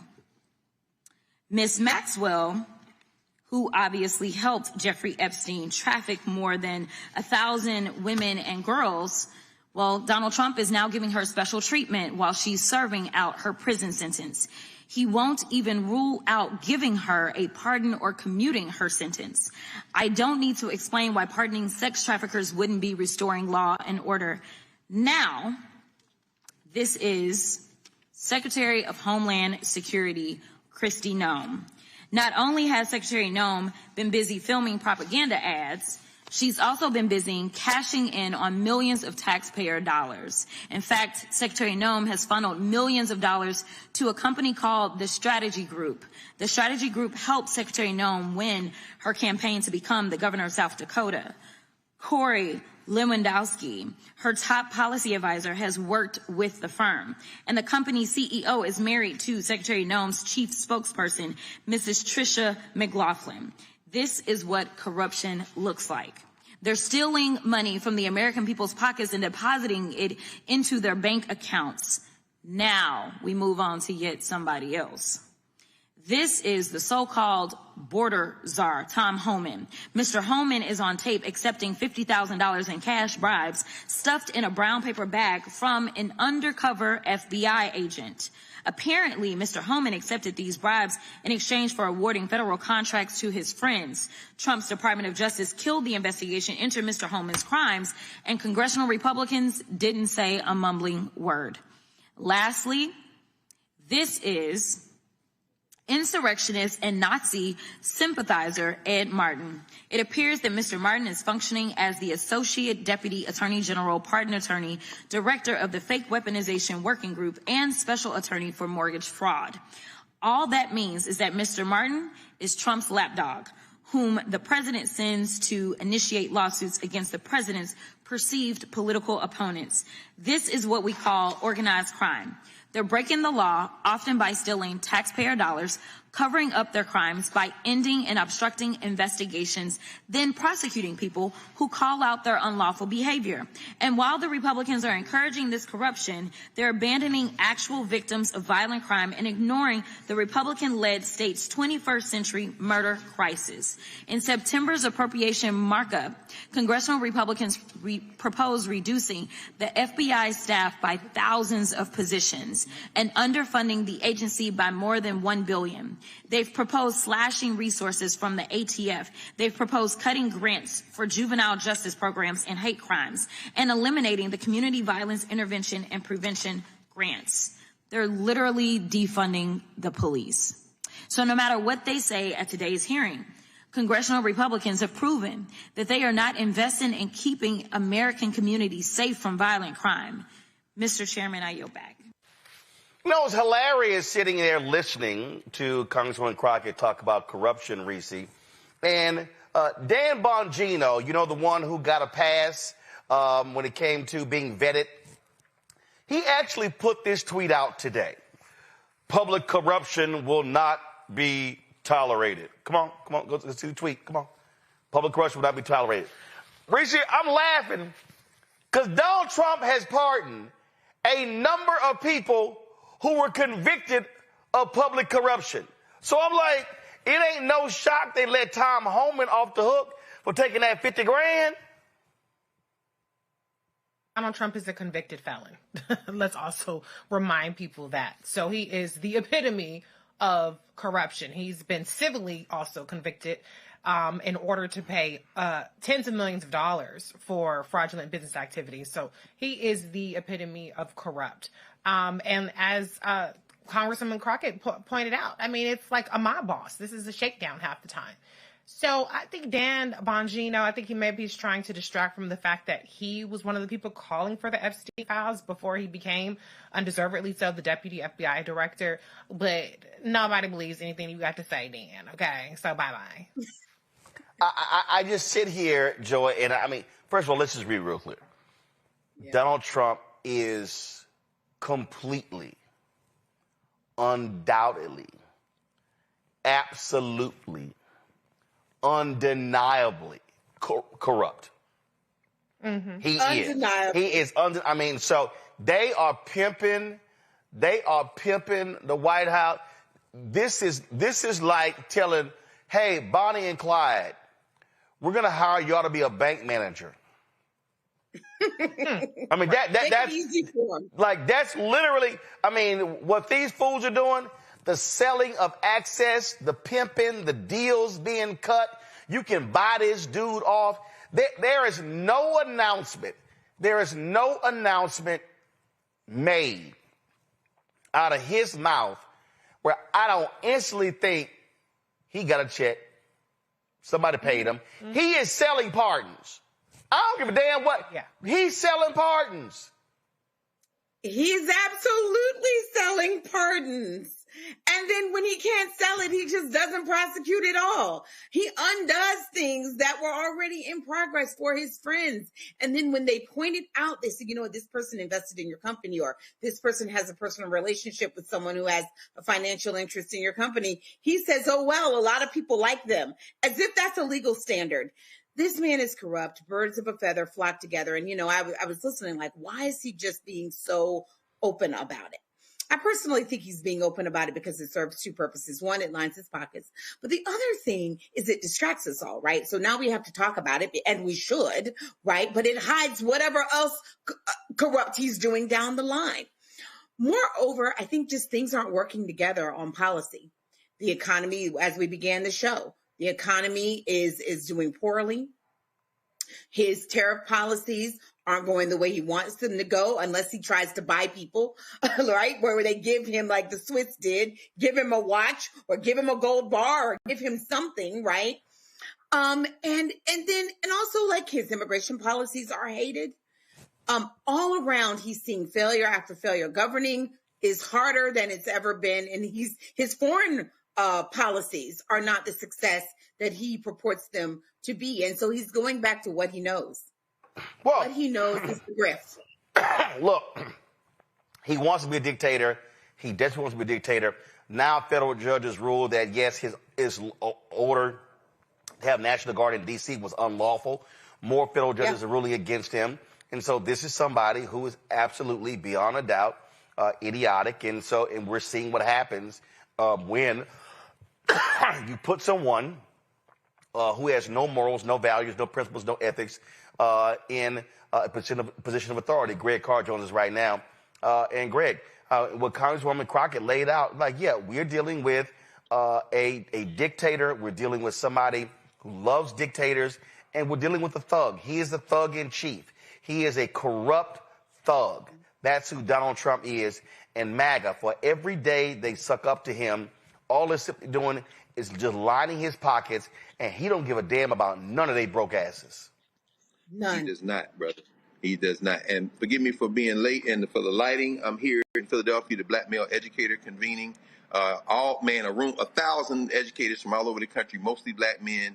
And if I got stopped one time, I got stopped 300 times today to tell you that the Black Star Network must succeed, and all these people watching. So some of y'all, someone went back to the hotel rooms and watched that. I had to give you that message first of all. I appreciate it. Anyway, but yes, Congresswoman Crockett is really showing the way. Keep your foot on his neck. As you've been laying out now for months, and certainly we're seeing it now. I think he may have peaked. As you say, the judges are pushing back now, whether it be Utah, whether it be district and state judges, whether it be his person in Virginia and in New York who are in trouble now as these federal judges say, you weren't even appointed. And wait a minute, wait, you're filing claims to the grand jury and you didn't even give them the true bill? So he may have peaked. This stunt he pulled with Mohammed bin Salman this week in the White House, when approached about the journalist Jamal Khashoggi to say, hey, a lot of people didn't like him and things happened. Donald Trump, we know, is mentally ill. We know he's not well. But what Congresswoman Crockett is doing now is pressing the advantage.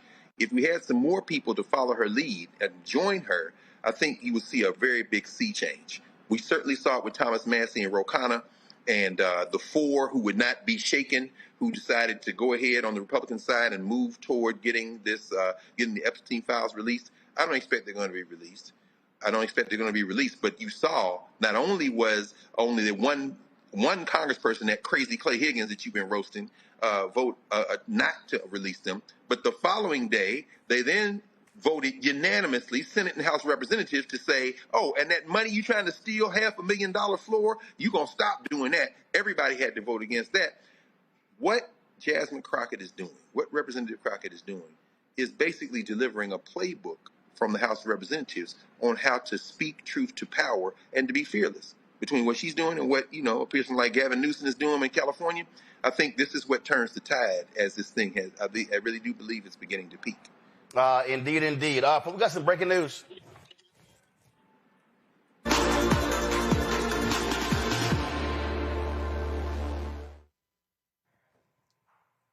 Fugees rapper Pras Michel, 14 years in federal prison. He was sentenced today in a court in D.C. This is Associated Press story right here. He, of course, sentenced to 14 years in prison over illegal donations to the Obama campaign.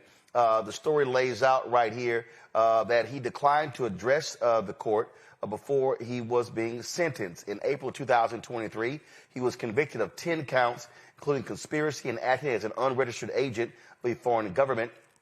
Of course, a number of people testified in that trial, including Leonardo DiCaprio, as well as former Attorney General Jeff Sessions. Justice Department prosecutors, this is the AP story, said federal sentencing guidelines recommended a life sentence for Michel, whom they say, quote, betrayed his country for money and lied unapologetically and unrelentingly to carry out his scheme. His sentence should reflect the breadth and depth of his crimes, his indifference to the risk to his country, and the magnitude of his greed. His attorney said the 14-year prison sentence was, quote, completely disproportionate to the offense. He is going to appeal his conviction. His defense attorney recommended a 3-year prison sentence as well. So, again, of course, one of the founders of the Fugees, Pras Michel, sentenced 14 years in prison. Hey, there's a way to get out. Now, granted, he was sentenced for trying to funnel donations to Obama But trust me, we know how Trump works. He'll gladly take $3, $4, $5 million check to issue a pardon. So we'll see what happens here. And so all y'all were hoping for a Fuji's world tour. Remember when they called that tour off? I was like, that may not happen ever again. That is the case now. All right. Let me actually, I won't go to a break. Talk about this story here. A federal judge has ordered Alabama to use a new state Senate map in the upcoming 2026 elections, ruling that the current districts illegally dilute the voting power of black residents in Montgomery. U.S. District Judge Anna Monasco, a Trump appointee, found that the state violated the Voting Rights Act by packing black voters into Senate District 26, limiting their influence elsewhere. The new court-selected map unpacks District 26 by redistributing some black voters into the adjacent District 25. State Senators Kirk Hatcher, a Democrat, and Will Barfoot, a Republican, currently represent these districts. Governor Kay Ivey declined to call a special legislative session to redraw the map, leaving the court to impose a new plan. While this change shifts voter demographics in the area, it is not expected to affect the Republican supermajority in the Alabama Senate. In North Carolina, a 3-judge panel in North Carolina recently heard arguments regarding a lawsuit challenging the state's new congressional maps. The lawsuit alleges that Republican lawmakers redrew the district lines to dilute black voting power, specifically by dividing a long-standing black opportunity district in eastern North Carolina, that's the one Don Davis has, in order to secure an additional GOP seat. Deborah Dix Maxwell, president of the North Carolina NAACP, highlighted the urgency of advocating for federal representation. Legal experts indicate that the plaintiffs will need to demonstrate intentional racial bias in the process of drawing the maps. With the candidate filing deadline approaching on December 1st, a court ruling is expected soon. Greg, I want to go back to the Alabama Senate map. And this is what I kept trying to explain to people, why that Louisiana case is so important. And if the Supreme Court rules in favor of the plaintiffs and they say race can't be used, what that is going to unleash, it is going to unleash potentially 12 to up to 30 CBC and Latino seats wiped out. But it's going to then be cascading downward. It's going to impact state races as well, local races. And we're seeing right here in Alabama, again, federal judges and a Supreme Court rule creating the opportunity district that Shamari Figures is in. Now you're talking about this right here. Look, the supermajority in Mississippi was broken because a federal judge ruled that black folks were being screwed over. So the reality is that black power in the South is on the precipice of being wiped out because these right-wingers want to destroy Section 2 of the 1965 Voting Rights Act. No, they absolutely do. But, you know, it is interesting, isn't it, Roland? None of this is written in stone. None of it is written in stone. Certainly, it's very encouraging to see the 3-judge panel in Texas, as you've been reporting, say that this is a racial gerrymander. Of course, it's now going to go directly to the Supreme Court because in those instances, you have 2 district court judges and 1 appeals court judge that make those rulings when it comes to an issue like gerrymander, and it's going to go straight to the Supreme Court. But, of course, the fact that you had both a Trump appointee and a Reagan appointee as 2 of the 3 judges in Texas really gives some encouragement. And the fact that this is a Trump appointee in Alabama certainly sends a message. All of those judges that Trump appointed, he didn't know any of their names. He wouldn't pick them out of a lineup. He was given lists by the Federalist Society. And that should give us a little bit of encouragement because these are judges that have been vetted by that right-wing think tank, that right-wing nasty piece of work, Leo and his crew. So for them to say this, it may very well be signaling that they've taken and gone a bridge too far. Now, certainly we don't hold out a whole lot of hope for the MAGA 6 on the Supreme Court as it relates to the case, as you say, in the Supreme Court gerrymander case that is now before the court. However, the Louisiana case, Calais. However, it could very well be that they may apply the brakes, if for no other reason than if you completely destroy Section 2 of the Voting Rights Act of 1965, they've got to know that this may very well become an issue in the midterm elections. and it will become an issue that could ultimately lead, if the Democrats can capture the House, capture the Senate, and capture the presidency 2 years later, to expanding the number of people on the court. I think if we look back in 2 years and see such a thing begin to get in the pipeline, a great deal of it will be because these decisions that are coming out now. And we got to wait on the Supreme Court. But I tell you, man, I think they may be now signaling that it might be better to compromise with these black folk and compromise on some of this stuff than go so hard in the paint that the white lash and the backlash leads to them losing everything. So it is a very interesting development today. Again, what it goes to show you is they want to go after. I can't say this enough, Reese, to the people who don't get it. They want to go after everything black. And people need to wake up and understand what's going on. They understand that if you attack and eradicate black political power, you're impacting black economic power. You're impacting it in education, nonprofit. It cascades all the way. So there's a reason that we are being targeted.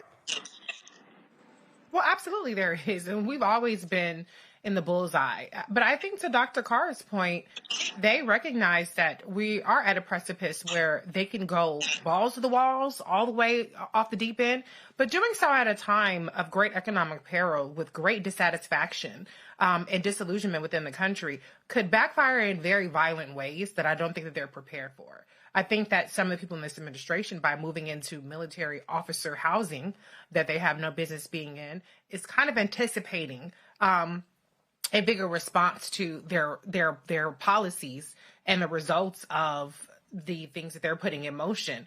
But I don't think that the judges are quite prepared to go that far. So we'll see whether or not these judges and up to the Supreme Court are prepared to go all in with the circumstances that we're in now. My inkling is that they might understand that preserving, we're talking about one black here, one black there, a couple of blacks, let's have our little 12 blacks stay in Congress and keep people just a little bit more calm, a little bit more chill, versus going all the way over on the other side where people realize, like, well, hey, I don't actually have citizenship. I don't actually have the ability to influence who has power over the area that I occupy. So maybe I have to go about this a different way. And I don't think that anybody wants that. And I've been saying for years that I certainly don't want that.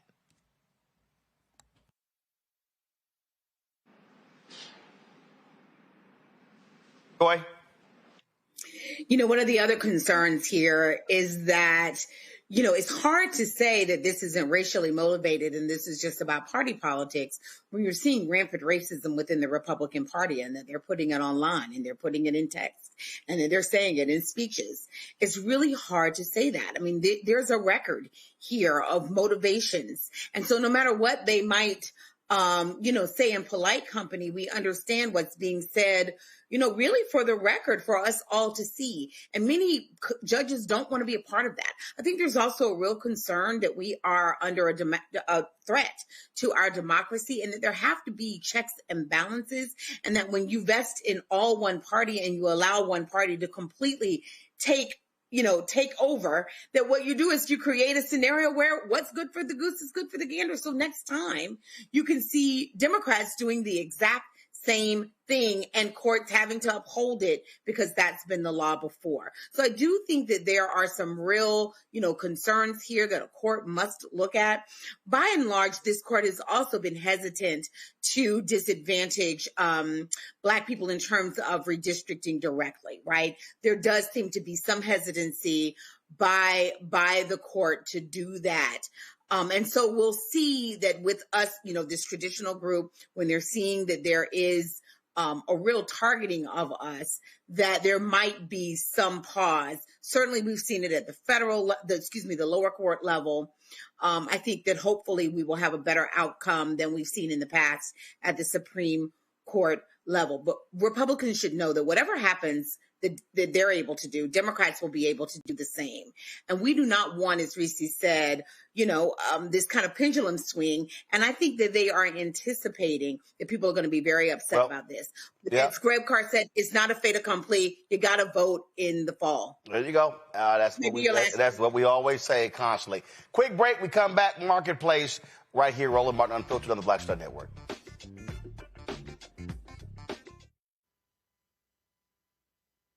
Are you ready for the holidays?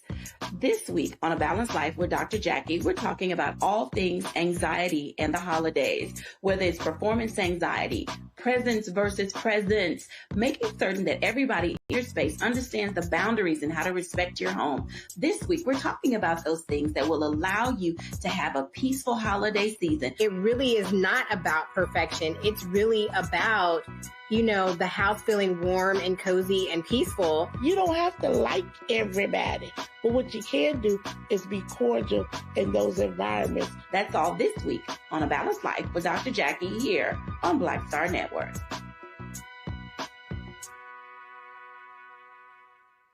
Hello, I'm Jamia Pugh. I am from Coatesville, Pennsylvania, just an hour right outside of Philadelphia. My name is Jasmine Pugh. I'm also from Coatesville, Pennsylvania. You are watching Roland Martin Unfiltered. Stay right here.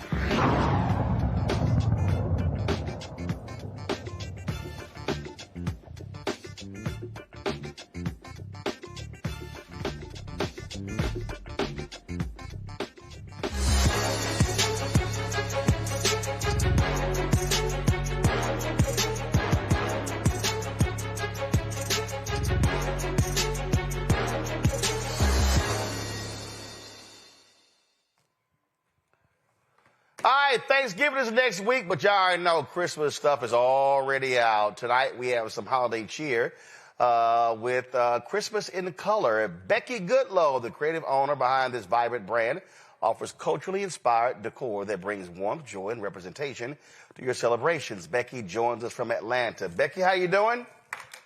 I'm good. How are you doing? Doing great. All right, so how did this whole thing start? How did you start with doing Christmas decorations? So we started the company in 2010, so it's been 15 years. And we started because we couldn't find any decorations for our own house that had brown skin. And we had two nutcrackers, actually 3-foot tall nutcrackers that were a gift from a friend of my parents. And we had them in our Christmas card photos for a couple years in a row. And every year people would call us and say, where'd you get those? Where'd you get those? And so we thought, well, maybe we should be selling them. So that's how we started, was with the idea of helping other Black families have decorations that look like them. All right. So we look at these decorations, and I'm moving them actually over here. So you got, so first of all, let's make sure Megan Kelly don't see this segment because, she said Santa was undeniably white. So this here probably would drive her ass crazy, seeing a Black Santa. But you got the snow glow here. We got the Black Santa. We got some angels. So what else we got? So who are these brothers? So did you notice the Black Santa? There's one Black Santa. I don't know if you have that one. Hold on. This one I got here, and let's see, what is it? What is his name? Let's see here. Hold up. He got names on here. He's holding a bag, and he's holding a Texas A&M bag. Yeah. So in that bag, he's carrying all of the Texas Longhorn players who we gonna beat next Friday. Matt Manning is in here as well. Matt, of course, Matt's gonna be sickened when we beat them down in Austin. So that's cool, Santa right there. All right then.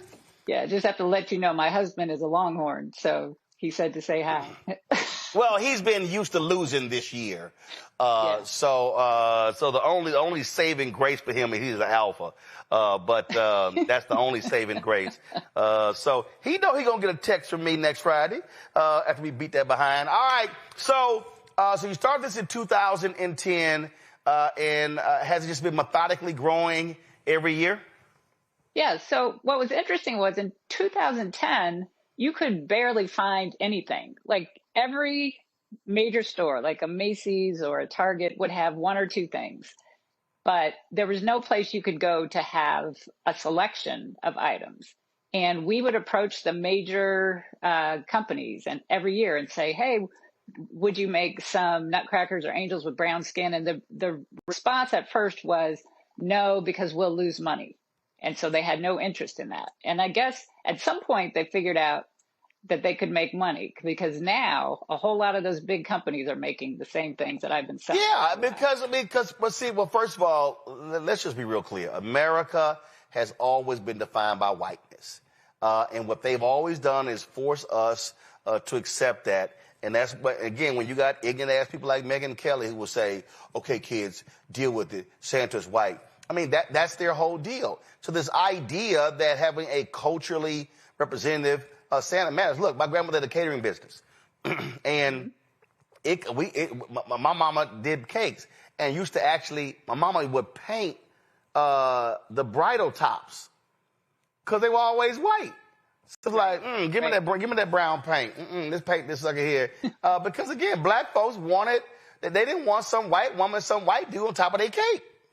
Right. So here's a great story. The first year that we ordered nutcrackers from a company that was willing to work with us and make ones with brown skin, we picked the white ones that they had on display, and we said, make these with brown skin. And, we figured out the hair color, all of that. And then when we got them in the mail, and these are boxes and boxes, Roland, all of them had blue eyes. Oh, hell no. And didn't even occur to us that they wouldn't change the eye color. Wow. Right? So they were like, y'all ain't mentioned eyes. Right. Well, there are black folks with blue eyes, but the majority of us are not. Ain't that many. Right. So I had to learn how to paint eyes for that first batch, because I thought I can't, at first we were like, oh, we could sell these and then the next order, but there's no way. So I had to learn how to sit there and paint the eyes. How many did you have to paint? Oh, I would say that first order, which wasn't huge, but it was still, I would say, probably over 500. I bet you were sitting there like, God, every time you had to paint one, but you were cussing every little bit. Like, damn it, I got to paint each one of these. Yeah, I understand. Yeah, it was a lot. It was a lot. Questions? But, then we got it together, and the vendor was great. I mean, it was great to find a vendor who didn't want me to buy thousands at first, so I could just get a few hundred at a time and, and grow that way. So it's been great. I'm sure Greg Carr is looking for one of the nutcrackers with a dashiki. You're not too far off, Brad. You're not too far off. But I must say, Sister Goodlaw, I was very happy looking at the website to see Tuskegee, Tennessee State, alma mater, Howard, FAM, Jackson State, Southern, Grambling. Can I ask you a quick question on licensing? I know it's very popular now, particularly among young people like my students now. They're all going into business. Our good brother, Lanny Smith, at Actively Black, was able to get the licensing agreement to do a lot of the hoodies from HBCUs. But to see that many HBCUs represented in the ornaments, did you have to work some kind of licensing agreement out, not just with the HBCUs, obviously, but with the other schools as well to use the logos? No, so I worked with Santa's Workshop, which is the company that got the licenses. So that allowed me not, because it's, they're expensive. Yeah, so what you did is you went with a company that already had those very licenses. You did a deal with them. Right, and then I did a deal with them. Yep, makes sense. Makes sense. Reese.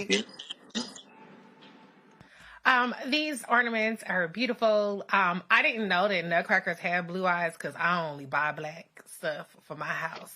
So I'm curious, what kind of stuff do you have for girls and for the ladies in terms of your products? So that's always a great question. In terms of your feminine, in terms of like female, yeah. Yes. So we have a couple of female nutcrackers. What you looking for, Miss Santa? You looking for? I have a Miss Santa. I'm trying to figure out a Mrs. Claus.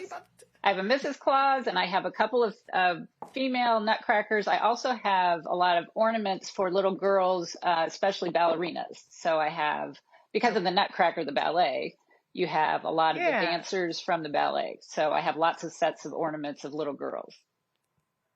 Perfect. Thank you. All right. Joy. I love this. And, I want to know a couple of things. One, just restate for us where we can buy all of your products and we can see some of those products with women and all the diversity on there. The other thing is, are there any major stores that have offered to put you on their shelves? I know that I remember, Anthropologie sometimes has some things with, African-American products for Christmas. I don't see any yet. They need to be calling you. Well, thank you.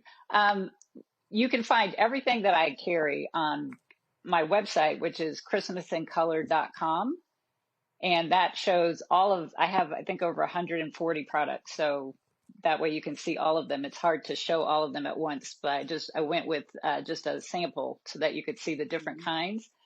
And then in terms of going into stores, it's tough. I've done some local things, but it's to do sort of a major thing at this point, because there are so many companies now that are doing it themselves. I'm not sure they need me at this point. And I know that sounds odd, but the product is out there for an Anthropologie to get. They just have to know it exists. Gotcha. All right, then. Well, listen, folks, if y'all want to check out all of the products, simply go to shopblackstarnetwork.com. You will see these. Listen, y'all getting stuff. Look, you got angels and claws and Miss Claus. You got the lantern right here. You got the Nutcracker. This is absolutely fantastic. Y'all know we absolutely believe in supporting Black-owned businesses, and so what Becky is doing here is phenomenal. And so again, go to shopblackstarnetwork.com, shopblackstarnetwork.com to check it all out. We have them right there on the website. Christmas in color. And so, and in fact, y'all get gifts. Y'all can actually make this actually a Christmas gift for somebody else. And so y'all can hook them up. So y'all should go to the site now, buy the stuff now. So when y'all getting ready for Thanksgiving, some of y'all gonna be putting up y'all trees the next day or on the weekend. Boom, you can already crack all your stuff out and get ready for the Christmas season. Becky, anything else? I just wanted to say thank you for having me, and also thank you for doing this segment, because there's so many people who do want to shop with Black businesses. So it's nice to have a place to go to have actually a huge list of companies that are owned by Black folks. Well, that's why we started this from the beginning.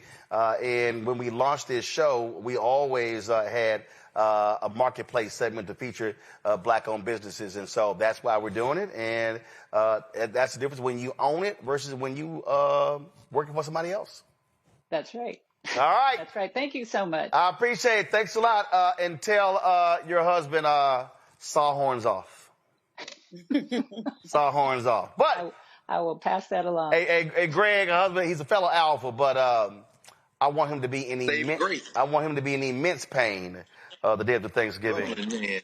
So I say, brother, y'all choose violence, man. Y'all be choosing violence down there in Texas. Yes. Sawhorns off. Is that? Yes, sawhorns off. Absolutely. So that's how we do it. All right, Becky, thanks a lot.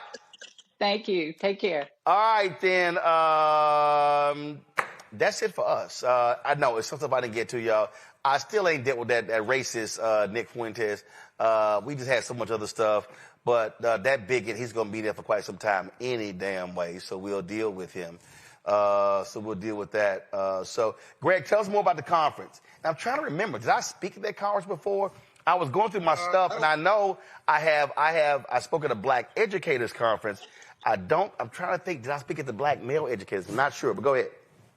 No, I don't think so. The Center for Black Educator Development, good brother Sharif El-Mekki here in Philadelphia. This conference, I forget now, maybe in like 14th year, but now over 1,000 folks, I mean, maybe closer to 2,000, convened at the Lowe's Hotel here in downtown Philadelphia. Women, men, but mostly male educators and young people too. A lot of young people here under 30. Tonight I was on a panel with Kamika Royal and Sharice Cheney, my man Ivory Tolson, who is our frat brother, editor of the Journal of Negro Education, talking about Black education. Dr. Leslie Fenwick talked about her book, Jim Crow's Pink Slip, which we talked about on the Black Table. A lot of educators here, man, and it's about recruiting more young people to be educators. So, in fact, this is their theme. We need Black teachers. This is the mantra. In fact, Roland, like I said, I've been going 1,000,000 miles a minute, but I saw a couple of the cats who teach the AP African American Studies course around the country. The last time I saw them was actually when we did the Black Table session, and they were like, when we going to do Black Table again? I was like, Roland been telling me, man, we got to do it. So we got to come together. So I'm going to schedule them, and we're going to do another session with them, the AP African States teachers. But, man, I tell you, everybody here, they like, tell Roland, Black Star Network is what we need. We're all supporters. We watch. Some of them watching right now, I guarantee you. So it's an annual thing. Next year, man, we got to get you up here. It's always right before Thanksgiving, that weekend before Thanksgiving here in Philadelphia. All right. Well, let us know. We'll think about it. Reese, what you got coming up on Saturday? We'll see. It's a lot going on. But I tell you what I have coming up every day. My Am I Tripping game and my Sounds About Right game. Since we talk about Black business. Yo, what? I hook it up for the holidays. Am I Tripping? This is the second edition. Oh, Am I Tripping? got it. Girl, and my Sounds About Right game. Look like some Rice Krispies. I'm like, what's she holding up? What? No. AmITrippingGame.com is where you can get my games, okay, for that holiday fun. All right, then. Well, Greg, Reese, Joy, I appreciate y'all being on today's show. Thank you so very much. Folks, that is it for us. It's a whole lot going on. We are staying on top of this. And again, our goal is very simple. That is to cover the stories and the issues that matter to our people. That's what stands out to us. That's what we do. It's why we do what we do. We're not here to ask anybody's opinion. We ain't asking them permission. We're going to talk about what we want to talk about. And that's the way we roll. And so your support is crucial to us being able to do that. And so we want you to continue to support us in every way. If you want to join, matter of fact, I asked Keenan last night, our donors, we exceeded 35,000. A bunch of y'all have sent me checks. I picked them up from the post office today. I'll be opening those envelopes. So just letting y'all know.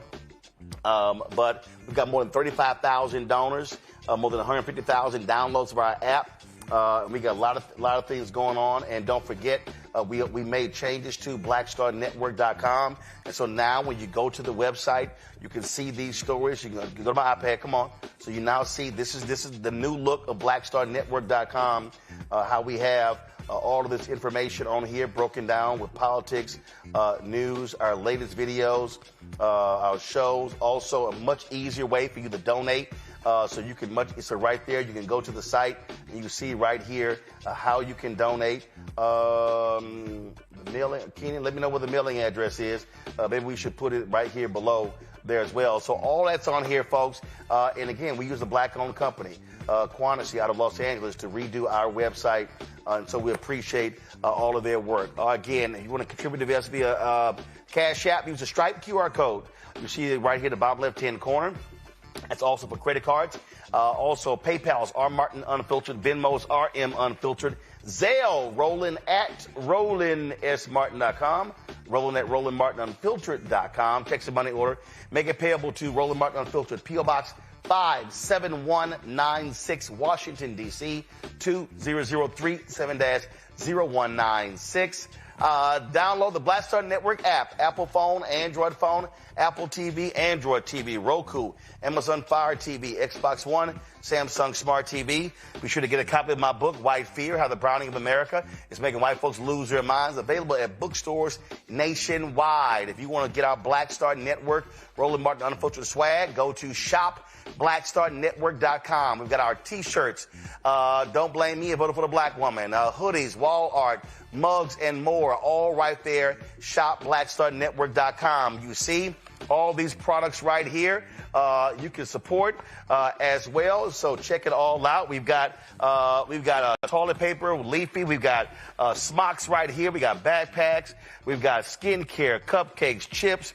We've got stuffed animals. We got art, HBCU shirts. We got crossword puzzles. We got all this sort of stuff. We got, of course, journals. We've got fragrances, gem wraps, and of course, you got right here all of the Christmas in color stuff as well. All of that, shop.blackstarnetwork.com. And do this in a favor as well, y'all. No. Right here. Do a screenshot. Do a screenshot right now of this here. And so do a screenshot. Let me smile. Okay. So do a screenshot, and I want y'all to share it. Now, Anthony, give me a wide shot. Come on, give me the wide shot. Thank you. All right, so do a screenshot. So I want y'all to share this. I want y'all to share this shot. post on social, tell people to go to shopblackstarnetwork.com. You are supporting Black-owned businesses. This business, we get a proceed of the sales. So you're supporting this show. When you buy for these products, you're supporting this show and these Black-owned businesses. We have to be able to learn to help with each other, utilize our resources together. And so please do that. Don't forget, download the app Fanbase. Also, if you want to invest, they've raised $13.8 million. The goal is $17 million in the Series A fundraise. Once it closes, it's done. And so go get more information at startengine.com/fanbase. Startengine.com/fanbase. Startengine.com/fanbase. All right, y'all. That's it. I got to go. I'll see you tomorrow. Shout out to my cousin, Trevor Cobb. Today's his birthday. That's it, folks. I'll see y'all tomorrow right here, Roland Martin Unfiltered on the Black Star Network. Holla!